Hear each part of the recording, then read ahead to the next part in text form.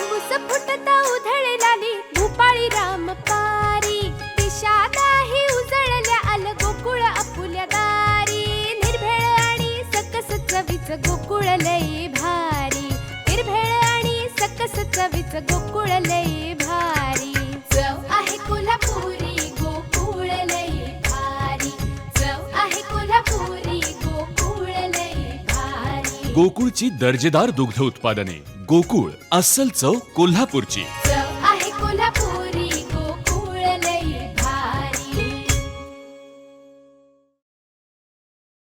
मालवण तालुक्यातील सर्वात मोठ्या ग्रामपंचायतीपैकी एक असलेल्या आचरा ग्रामपंचायतीची सार्वत्रिक निवडणूक 5 नोव्हेंबरला होते. भाजपच्या वतीने सरपंच पदाचे उमेदवार म्हणून जेरॉन फर्नांडिस यांच्या नावाची घोषणा भाजप तालुकाध्यक्ष धोंडी चिंदरकर यांनी मंगळवारी आचरा इथं जाहीर केली आहे. 10 वर्ष आमदार असताना वैभव नाईक यांना या ठिकाणी उमेदवार शोधावे लागतात. उमेदवार मिळत नसल्याने उमेदवार आयात करावे लागतात. हे अपयश आमदार वैभव नाईक यांच्या कारभाराचे आहे अशी टीका धोंडी चिंदरकर यांनी केली आहे.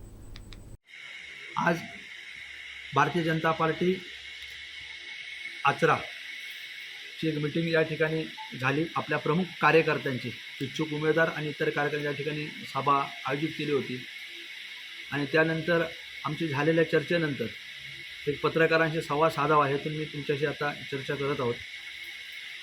आचरा ग्रामपंचायत ही सिंधुदुर्ग जिल्ह्यातल्या ज्या काही हाताच्या बोटावर मोजणाऱ्या ग्रामपंचायती आहेत त्यापैकी मोठी असलेली ग्रामपंचायती आचरा ग्रामपंचायती आणि त्याची हो घातलेली जी निवडणूक आहे या निवडणुकीमध्ये भारतीय जनता पार्टी पूर्णपणे ताकदीनिशी उतरणार हे आमच्या कार्यकर्त्यांच्या सातत्याने जे चालू होत्या मीटिंग त्यामध्ये झालेलं आहे. आम्हाला खात्री आहे की भारतीय जनता पार्टी सगळे उमेदवार आपले भारतीय जनता पार्टीचे पॅनलचे 13 उमेदवार आणि सरपंच पदाचे उमेदवार असे या ठिकाणी निश्चितपणे निवडून येतील. यामध्ये आमच्या मनामध्ये कुठल्या प्रकारची शंका नाही आहे आणि म्हणून आम्ही सगळ्यांशी चर्चा केली.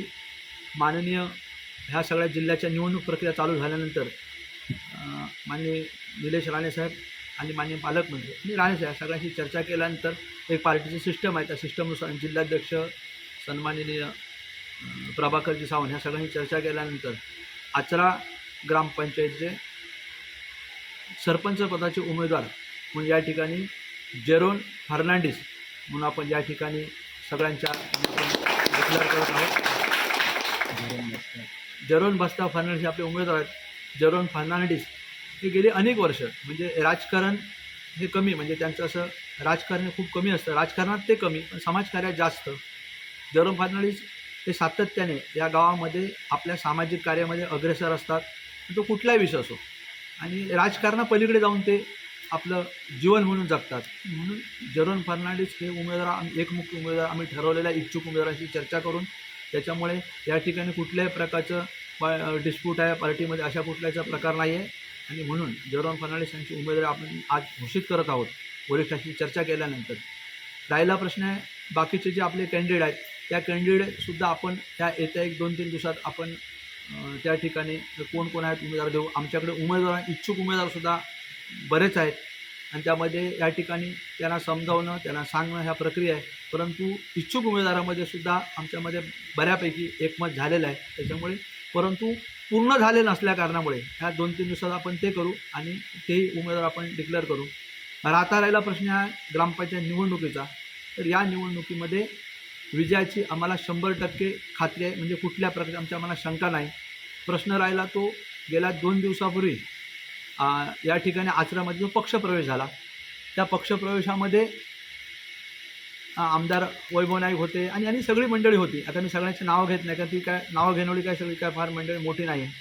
परंतु माझ्यासमोर राहिलेला प्रश्न आहे गेली 10 वर्षे आमदार वैभव नाईक हे आमदार म्हणून काम करतात.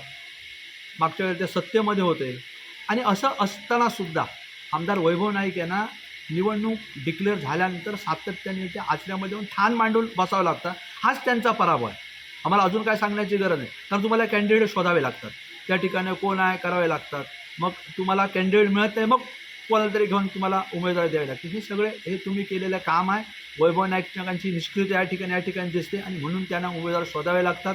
मला वाटतं रात्री 11, 12 वाजेपर्यंत वैभव नाईक या ठिकाणी ठाण मांडून बसले आहेत. मी वैभव नाईकांना या ठिकाणी सांगतो तुम्हाला जेवढी वाटेल तेवढी आचऱ्याची प्रतिष्ठा आचऱ्यासाठी तुम्ही प्रतिष्ठापना लावा.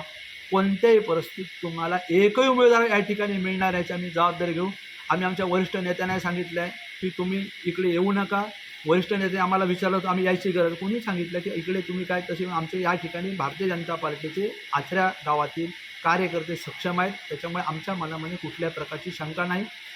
महत्त्वाचा मुद्दा म्हणजे विकासाचा प्रश्न राहिला आहे. विकासाच्या बाबतीत सांगायचं असेल तर गेल्या वेळी आपण पालकमंत्री मान्य रवींद्र चव्हाण साहेब झाले तर पहिले 50 लाख आपण दिले.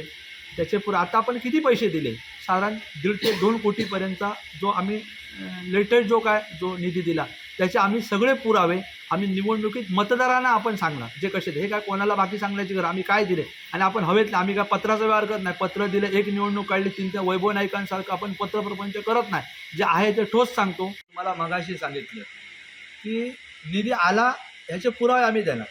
आता जेव्हा एखादा पक्ष सोडतो किंवा काय बोलायचं त्यांना बोलावंच लागतं ना. आता मतं जर मिळवायची असेल तर त्यांना काहीतरी बोलावं लागणार ना. आणि आम्ही मतं कुठल्या आधार आम्ही विकासाच्या मुद्द्यावर मतं मागणार. त्याच्यामुळे त्यांनी ती केलेली स्टेटमेंट ही अतिशय अशासाठी आहे की आता आपल्याला मतदान मिळायला पाहिजे. आमचा प्रश्न आहे हे केला ते म्हणतात की निधी दिला नाही. दत्ता सामंतांनी अनेक वेळा तुम्हाला या ठिकाणी प्रत्येक वेळा तर त्यांना प्रत्येक गोष्टीला त्यांना केलं सहकार्य, पक्ष म्हणून केलं सहकार्य. या ठिकाणी त्याने वेळ दिलेला केलं सहकार्य. माननीय निलेश राणे साहेबांनी जे सांगितले 50 लाख कसे आले की आता जे वाक्य निधी कसा माननीय निलेश राणे साहेब ह्या विधानसभा मतदारसंघाची जबाबदारी असताना आम्ही ठराविक लोक पालकमंत्री चर्चा करून त्याच्यामधून हा दिलेला निधी आहे ते आम्ही ज्यांना सांगू. म्हणजे आम्हाला जे आपले इथून जे पक्षप्रवेश त्याने केला त्यांनी काय आम्हाला आम्ही लोकांना सांगू ना, याचे उत्तर आम्ही जनतेला देऊ. आणि मला एक खात्री आहे दुसरं महत्त्वाचं म्हणजे की माझ्या माहिती त्यांचा अधिकृत उमेदवार डिक्लेअर झाला आहे. पण टेमकर जर उमेदवार डिक्लेअर झाले तर आज अशी परिस्थिती काय कितीतरी शिवसैनिक लोक येऊन आम्हाला येऊन भेटत आहेत, आम्हाला सांगत आहेत की नाही आम्ही काय झालं तर ह्या वेळेला आम्ही कोणत्याही प्रकारे आम्ही तुमच्याबरोबर आहोत. कारण वैभव नाईक यांनी मागच्या वेळेला पण अशीच गोष्ट केली, आता केली. त्याच्यामुळे सातत्याने वारंवार जर निष्ठावान शिवसैनिकावर अन्याय होत असेल तर आम्ही गप्प बसणार असं सांगतात. खरं म्हणजे तुम्हाला आम्ही सांगता कामा नये होते, परंतु अनेक लोक भेटलेले आहेत आम्हाला. त्याच्यामुळे आमचं तसं म्हणजे आमचे कार्यकर्ते आहेत पण दिलेले जे कोण उमेदवार देतील त्यांचा पराभव त्यांचे शिवसैनिकच करतील अशी सध्याचे चित्र आहे आचऱ्यामध्ये. त्या संदर्भातली चर्चा जी आहे ती आजही चालू आहे. शिंदे गट आणि ही चर्चा चालू राहील. अगदी मी तुम्हाला सांगतो निवडणूक प्रक्रिया म्हणजे फॉर्म भरण्यापर्यंत ही चर्चा चालू राहील. परंतु आम्ही असं कमी लागणार का सत्यबरोबर ते आमच्यात आहेत. त्यांना त्यांचे एक कॅन्डिडेट जे असते ते चर्चा म्हणजे चालू आहे. प्राथमिक स्वरूपातली चर्चा जरी झाली असली अजून कोणत्या वेळी फायनल झालं नाही. त्यांचे आधी आम्ही बघू तर काय त्यांचे कोण कॅन्डिडेट येतात काय येतात ते बघू आणि चर्चा झाली तर आपण विचार करू. म्हणजे आज मी तुम्हाला 100% सांगत नाही की आपण त्याला सोडू काय करू. त्यांचे काही योग्य मान्य असेल का पार्टीमध्ये पटले मी ह्या संदर्भात वरिष्ठांची पण चर्चा करेल. परंतु शिंदे गटांशी आपण युती करणार नाही असं आपलं कुठल्या म्हणणं नाही. त्यावेळी त्यांचे विषय तिथे बघू आपण चर्चा करून तो निर्णय घेऊ. करत असलेलं काम ह्यांच्यावर विश्वास आहे, आमच्या कार्यकर्त्यांवर विश्वास आहे. ह्या आपले केंद्रीय मंत्री मान्य राणेसाहेब यांनी या जिल्ह्यासाठी दिलेलं योगदान त्यांनी केलेलं काम हे सर्वश्रुत आहे. त्याच्यामुळे आम्हाला अजून कुठे मतांसाठी काय करण्याची फार मोठी गरज नाही. त्यांनी केलेलं काम आहे. राणेसाहेबांनी ह्या जिल्ह्याचे पालकमंत्री जे आहेत ते सातत्याने विकासाकडे लक्ष देत आहेत. ते आमच्या पाठीशी ठामपणे आहे. माननीय निलेशजी राणेसाहेब आणि सगळी मंडळी ही सगळी मंडळी पाठीशी असताना आम्हाला कुठल्याही प्रकारची चिंता वाटत नाही. हा विजय आमच्यासाठी निश्चित आहे आणि हा आम्ही सांगतो निश्चितपणे. आमदार तुम्ही रोज येऊन राहा.